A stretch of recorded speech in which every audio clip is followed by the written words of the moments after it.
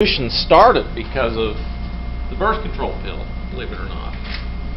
Because women could have sex and not get pregnant. And it was the most amazing thing that happened in the 20th century because, you know, the biggest thing that women wouldn't have sex was because they were afraid to get pregnant. And it was a big problem because then they had, you know, a lifetime of taking care of the kids and different things, and so it became very advantageous not to worry about pregnancy so much, and so they were more liberated sexually. However, the hormone, the pill did cause some decrease in their ability to feel good, and it was artificial hormones, and it did cause some toxicity in the women, and they ended up getting breast cancer after about 20-30 years of using the hormones. So that looks like I need to lower it just a hair. Okay, which hormones affect women? Estrogen is the main female hormone, and it's a very powerful hormone which can cause a lot of things to go on in women's bodies. Today we actually have men who are having more estrogenic production from diet. They've found GMOs and glutens, different things have estrogens. When you go on a vegetarian diet, you actually produce more estrogens. And soy produces estrogens in men and females. So I don't recommend for men to ever eat soy because it has estrogens.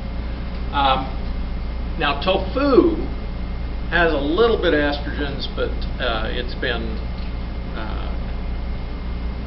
basically changed by, you know, bacterial culture and different things when they make the tofu, and it has less estrogens, but it still has estrogen. So estrogen is the main female hormone, and it promotes growth and health of the female reproductive organs, keeps the vaginal mucosa elastic and well supplied with blood. It helps the glands produce more moisture, more lubricant. Estrogen, when you lack estrogen, you start going through what they call menopause. Now, what causes menopause? In the female human, the ovaries, when they start in production, which is it got earlier now. It used to be girls would go through puberty from the age of 11 to 15, and now it's down to 6 through 12, which is due to environmental estrogens. Now, environmental estrogens will, you know, helps get the breasts, makes the uterus ready to receive an egg. The estrogenic part of the cycle is the first 14 days, and the estrogen makes the mucosa of the inside of the uterus, the uterine lining, it makes it start producing the glands and everything that will feed the fetus if, you know, an embryo gets attached. And then the second part of the cycle is the progesterone part of the cycle. And what happens is once the egg is released, boy, I kind of got that really covered. Once the egg is released, you get what we call the luteal phase or the progesterone phase, where it supports the tissue and makes it be a very hospitable place with lots of blood flowing for a fertilized egg to attach and form into a baby. Now I'm going to have to kind of bring that down a little bit. But anyway, If you don't have the baby, the embryo attach, the part of the uterus is producing a little bit of progesterone, and the egg part that's producing a little bit of progesterone doesn't get any feedback, so the progesterone levels go down, the estrogen levels go down, and you have a period, menstrual period. So there's cycling that goes on throughout women's life, and 20 years ago when I became an OBGYN, the average age for a woman to go through menopause was 51.7 years. Now it's 48.2 years, so it's actually gone down.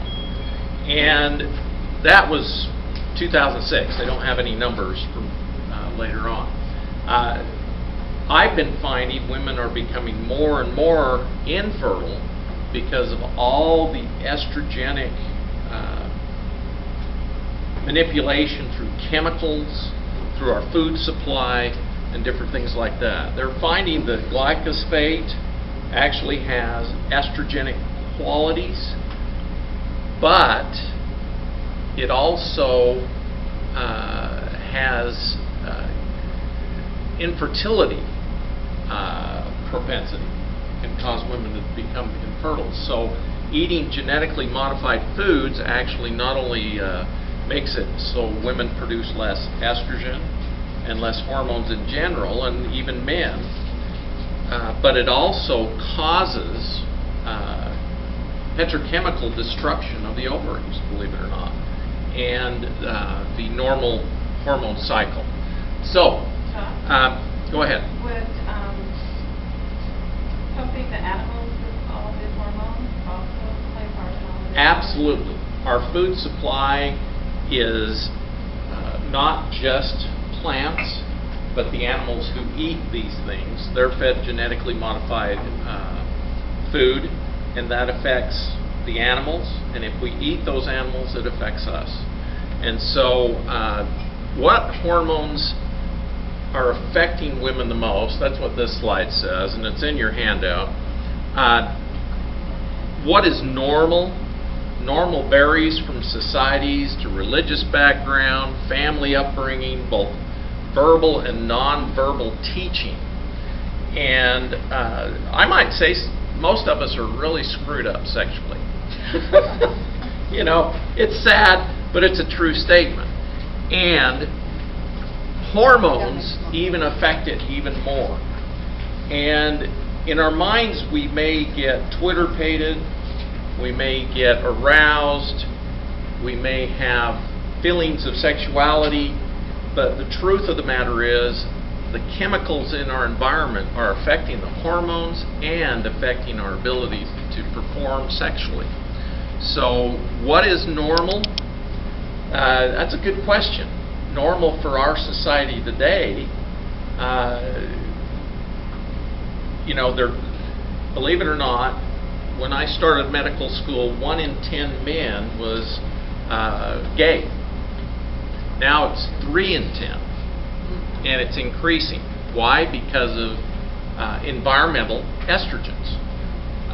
Women, however, are getting more androgens or male hormones.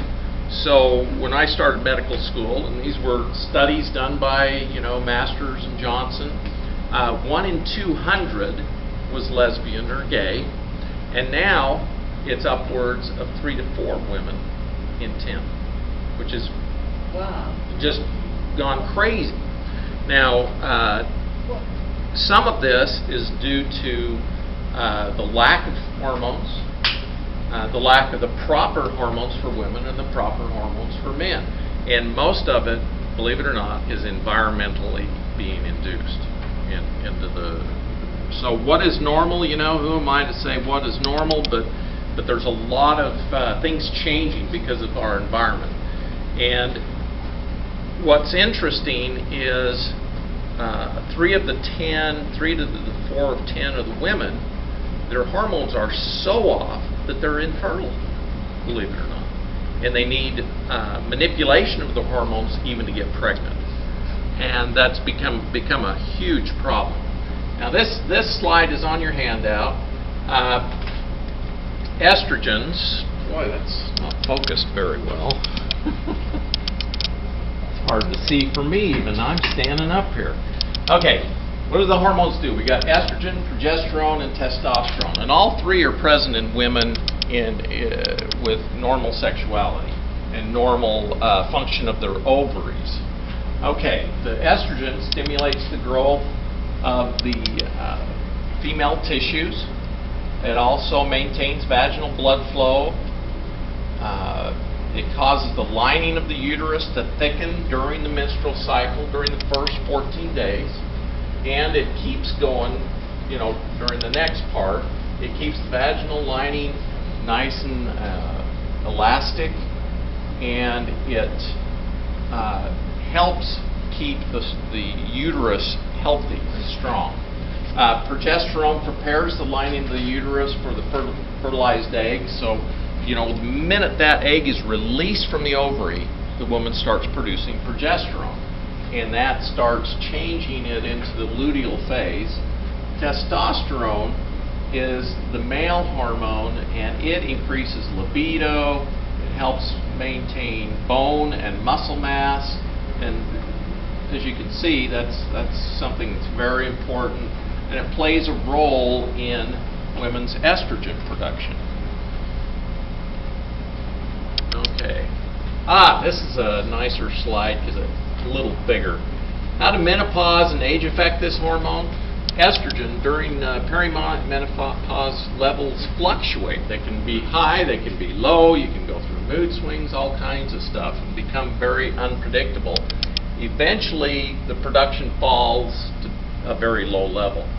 Progesterone production stops because you're no longer producing eggs, and the progesterone, they found, helps with production of estrogen. So when women used to have PMS, we'd give them high doses of progesterone, and we'd give them even rectal suppositories of progesterone just to get it into the bloodstream, because it leveled off their emotional state, and it kept depression away, and treated PMS and different things. So progesterone helps with the mood of women who are menopausal. Estrogen also helps with the mood of women. Testosterone levels peak in a woman when they're in their 20s, and it declines slowly. By menopause, it's half of its peak, and the ovaries continue to make testosterone even after estrogen production stops, and that's in a healthy ovary. Now, the ovaries today, not only do they stop working, but the environmental estrogens, and they're, you know, that includes the ones that are in the chemicals of the GMOs and everything, they actually stop the production of testosterone. So many women who are aging now are having huge problems with libido and desire for sex, and the testosterone also helps the glands, so women are becoming much more dry.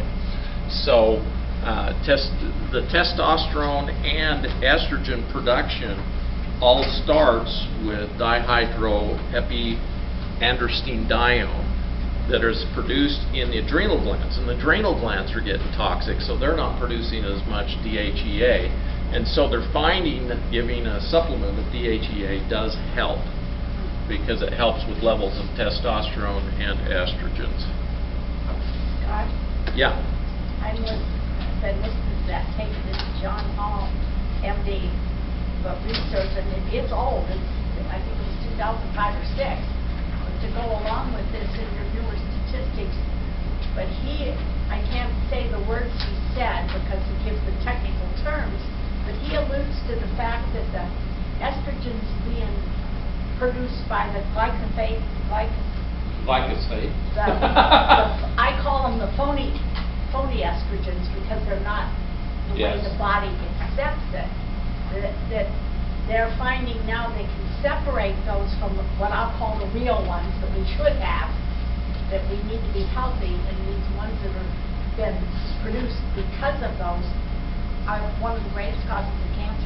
Yes, exactly. And that's what Yeah, that tape is about. the hormones, they call them xenohormones because they're not true hormones. And we'll talk a little bit about that here in a minute. Okay, I didn't do this one. The estrogens, when they get low, high levels can cause bloating, breast tenderness, heavy bleeding. Low levels can result in hot flashes, night sweats, palpitations, headaches, insomnia, fatigue, bone loss, vaginal dryness. So you can see you need good estrogen levels. Lack of progesterone can cause periods to become irregular, heavier, and longer during perimenopause. Testosterone declines are uncertain, but we do know it affects libido and sexual desire. Okay, boy, I need to lower that down a little bit. I got way up. What causes hormone changes? Believe it or not, same things that cause cancer. Ethanol, drug use, environment, radiation of all types, family history, use due to the same exposures, parasites, viruses, and fungus. And lifestyle risks for low estrogen, smoking, believe it or not, diet high in bad fats, low in fruits and vegetables, lack of exercise, obesity, and drug use. Same things that cause cancer. Environmental risks, secondhand smoke, air pollution, industrial pollution, chemical exposure, and radiation. What can help? Okay, one of the problems, low libido, low sexual desire. First and foremost, you got to examine the relationship. Now, a lot of us are on antidepressants. Antidepressants can lower sexual libido and sexual desire. As we are together in our relationship, sometimes we get, go ahead. What other medications, pharmaceuticals, have that same effect? Well, antidepressants are the main ones. Believe it or not, birth control pills, the methylprogesterone that they give in shots for birth control can affect, the sexual libido and everything.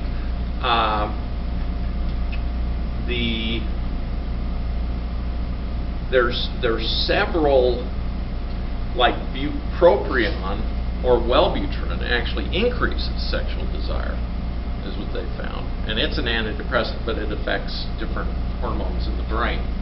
And so, there's a lot. Blood pressure pills can lower libido.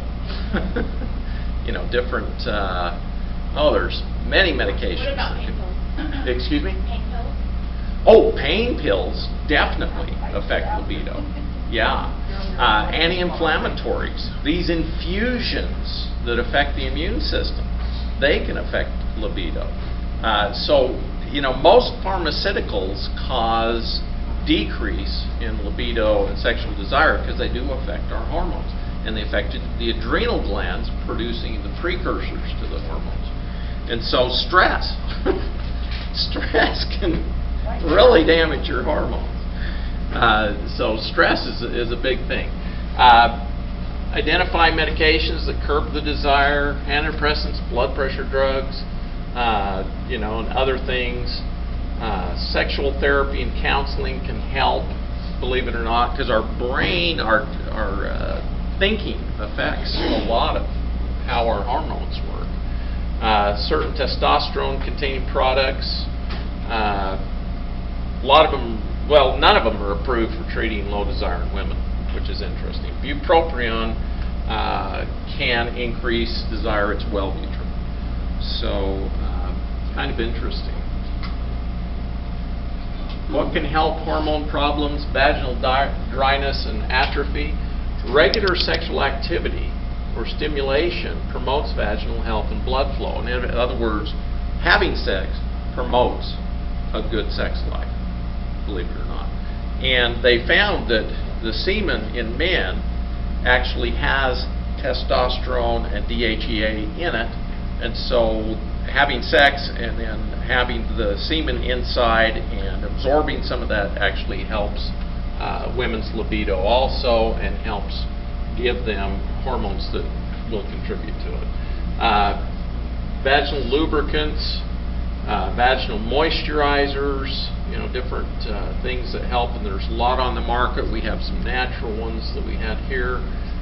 It's interesting, we had them and then they expired because nobody would buy them because everybody's so afraid of this discussion. It's kind of interesting.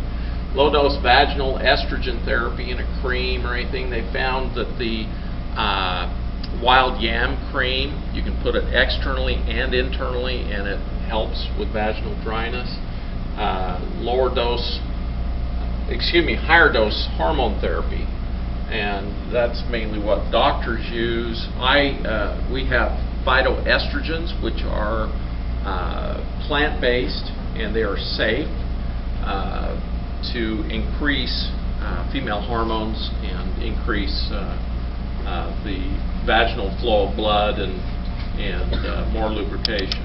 Arousal difficulties. It's interesting. Topical treatments, again, wild yam, progesterone creams. I've included other things that help, like vibrators, sexual therapy and counseling, bupropion. Viagra-type drugs have been shown to increase blood flow to that area and even increase clitoral stimulation, and yoga.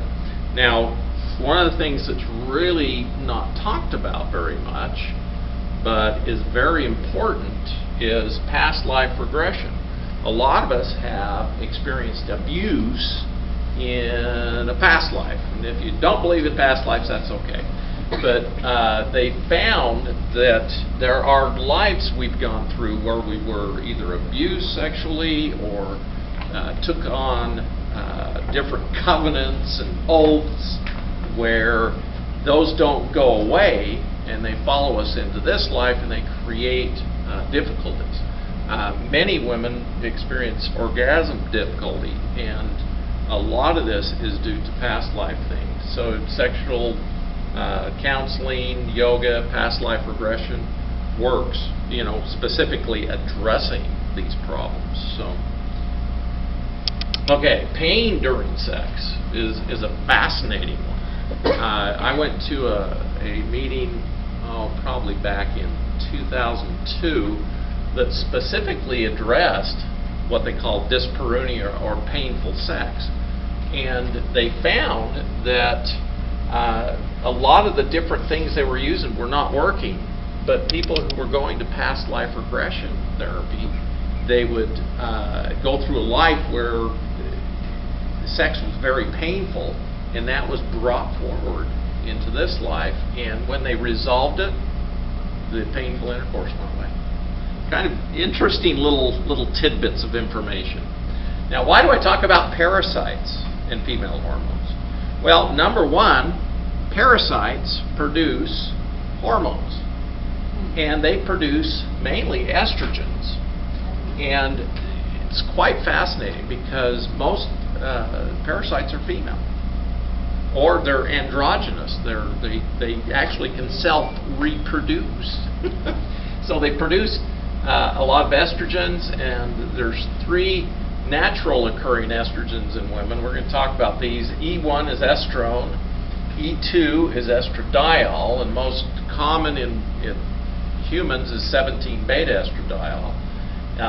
There's also an estrogen down here lower that is estriol, E3. Now, these are normal hormones. The parasites produce a parasitic hormone that actually can suppress ovulation, can act as a birth control pill. And these estrogens, when they get to a certain level, the eggs stop hatching because the parasites only want to parasitize a certain amount of the body, and they don't want to kill you off. So they actually have a feedback mechanism through estrogen that keeps the parasites from reproducing. And so when you kill them off, those estrogen levels go down, and the eggs start hatching. And so you do a 2-week parasite cleanse, you kill all the adults and juveniles off, and you end up having eggs hatch. So that's why I recommend cycling with parasite cleansing. So you can kill off the eggs that hatch, kill them off, and then you cycle again, and go off of it for a while, let the eggs hatch, and then cycle again. Okay. We're going to talk about non-steroidal estrogens, non-steroidal estrogens. These are not normal in the human body. They're synthetic. Some are naturally occurring, like in red clover, believe it or not, has an estrogenic effect that stops production of estrogen in our bodies. And they're called xenoestrogens. And the plant estrogens are called phytoestrogens. The phytoestrogens, most of them are good, and they can be used, postmenopausal very safely. They don't cause cancers, but these xenoestrogens do cause cancer. Fungus, believe it or not, produces mycoestrogens, and they also use it as a reproductive indicator of too much of them around. So it suppresses the reproduction ability, but it also suppresses the reproduction in humans. And when the fungus are, there's a lot of them, they'll produce these estrogens, and it'll actually suppress them from reproducing, so they don't just take over our body and kill us. But they do suppress the production and release of eggs, including women's ovaries. So I found when I treat women for parasites and fungus, their fertility rate goes up because they start producing eggs naturally and doing what they do. Okay, now, not all of them are steroids. There's one called Equal, which is a phytoestrogen that is structurally similar to estradiol, 17-beta-estradiol, and it was first found in the urine of mares, and then in the urine of goats, cows, sheep, and hens. This phytoestrogen possesses weak estrogenic activity, so it suppresses the ovaries, but it also has an anti-estrogenic action, and it competes with 17-beta-estradiol to bind to uterine cytosol receptors, and subsequently shown to be a contraceptive agent. And so an infertility syndrome called clover disease, kind of interesting. So if the animals or us eat too much clover, it can be like a birth control pill. Okay, now this talks a little bit about parasite cleansing. This shows one of my favorite things. I've got pictures up here of thyroid body shape, adrenal body shape, but there's also an ovarian body shape. Most women who have parasites and/or fungus will get bigger hips, bigger thighs, and if you treat and get them out of their body, these will actually decrease in size because of the estrogenic effects of the parasites and fungus.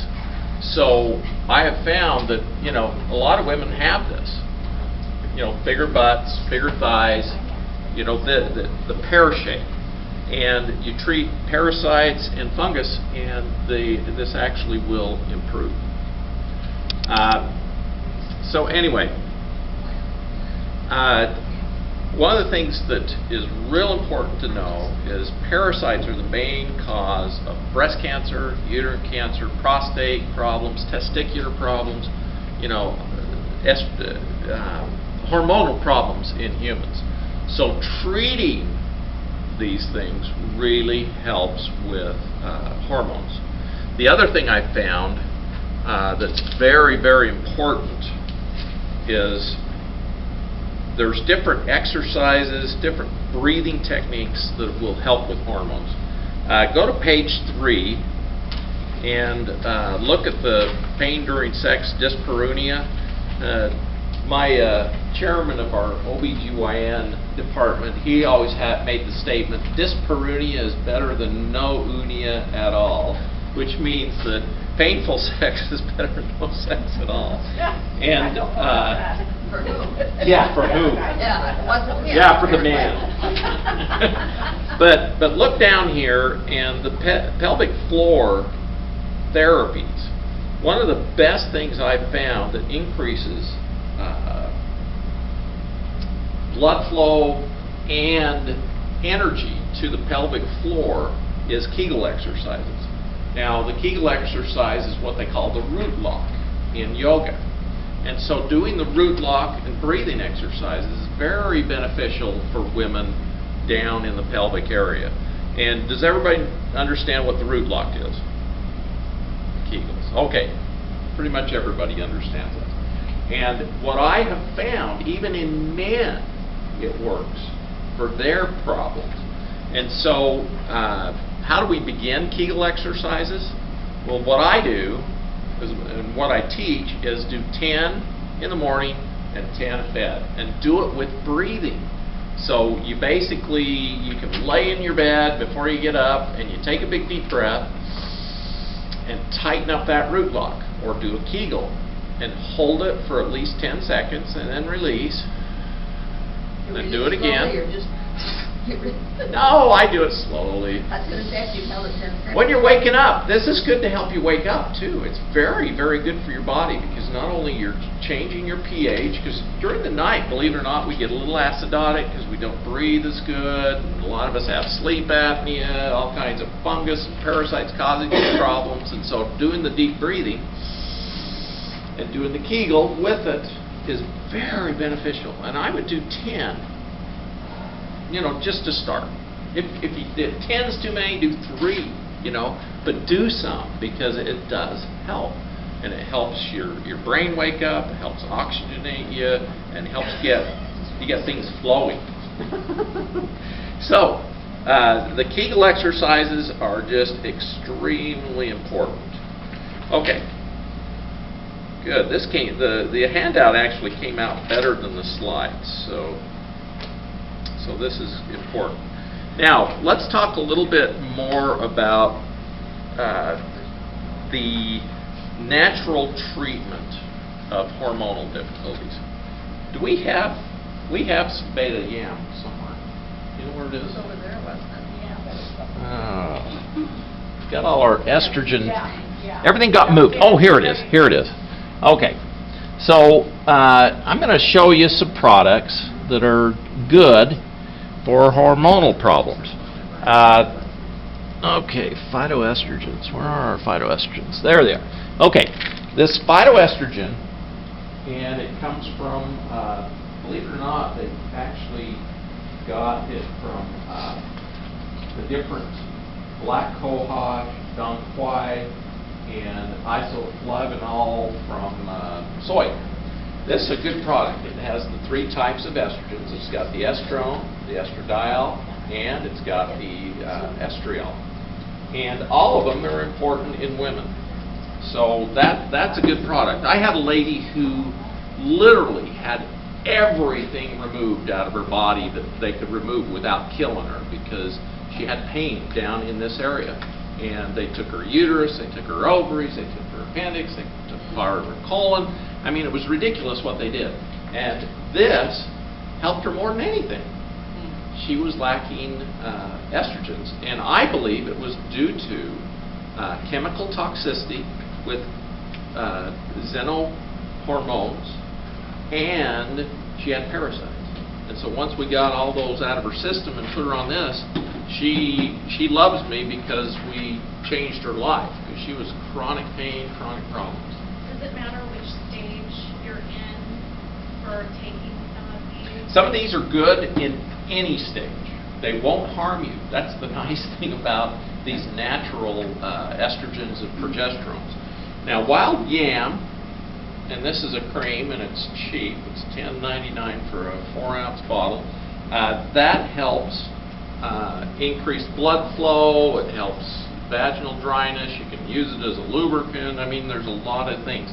Aloe vera, believe it or not, very good for the tissues downstairs. You can use it as a douche, and women who've been exposed to viruses and different things, I'll put them with the WO oil and put 40 drops in a quart of the aloe vera, have them douche with it. Believe it or not, it gets rid of HPV. Who knows what HPV is? Human papilloma virus. Causes cervical cancer. You can actually treat with the WO oil and aloe vera, and it will get rid of it. Highly fascinating. Evening primrose oil has estrogens and is very good for women. It's good for the skin, it's good for the vaginal mucosa, very good for a lot of things. we're out of a couple of things, but there's also something that's in a cream, and it's a testosterone for women. Increases libido, increases thickness of the vaginal mucosa, decreases loss of minerals, because testosterone helps you maintain a stronger structure, believe it or not. Now, it can cause, if you get too high a dose, you'll start getting hair growth. A lot of older women, the ovaries will continue producing testosterone. They'll get, the hair on the face and different places that they don't like. This one is an estrogen, topical estrogen, that can be put on. Pregnenolone is a precursor to estrogens, testosterones, androstenedione, all of those, and can be used. I had a lady who was deficient in this, and we saved her life. She was having breathing attacks because she didn't have enough pregnenolone to stabilize her lungs, and we put her on this product. She was 18 years old and dying. Put her on this, and she got better. Kind of interesting stuff. So for menstrual cramps, any of those, I have a daughter that suffers extreme menstrual. I would definitely get rid of parasites. Parasites will cause painful periods, heavy periods, and believe it or not, fungus can cause that too. So I would do parasite cleansing and then do 15 days of antifungals, and I'd go back and do parasite cleansing. I found parasites cause most problems in the female reproductive area. This is the DHEA, which is the dihydroepiandrosterone. This stuff is the precursor to estrogens. So, you can use those different products. You can also take this wild yam root by mouth, and it produces progesterone. This is an estrol 3 that has the 3 types of estrogen, and it's a very good product. I found a lot of women test really good for this, and it's made out of pomegranate, wild yam, and what's the other in there? Oh, licorice. Licorice helps produce DHEA. So, pomegranate, hops. Hops is loaded. You see a lot of beer drinker men, they get boobs. It's because of the estrogens in the hops. Wow. So, kind of interesting. Yeah, there's a lot of good products for helping normalize hormones. I believe some of the biggest causes are food, which has been adulterated and changed. So stay away from GMOs, stay away from non-organic foods. I'd stay away from glutens because they can cause estrogenic problems.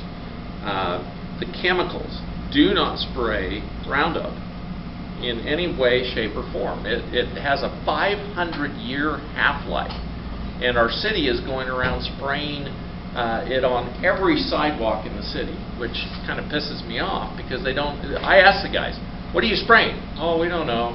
It was like I was talking to a couple of nitwits, and here they are. They're spraying chemicals. They don't have any masks or anything, and they're spraying these chemicals that are highly toxic. Oh, jeez. Yeah.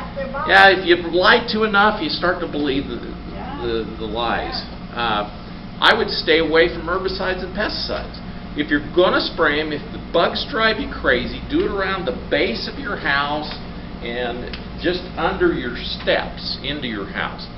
Don't spray insecticides or pesticides in your house because it will affect your health.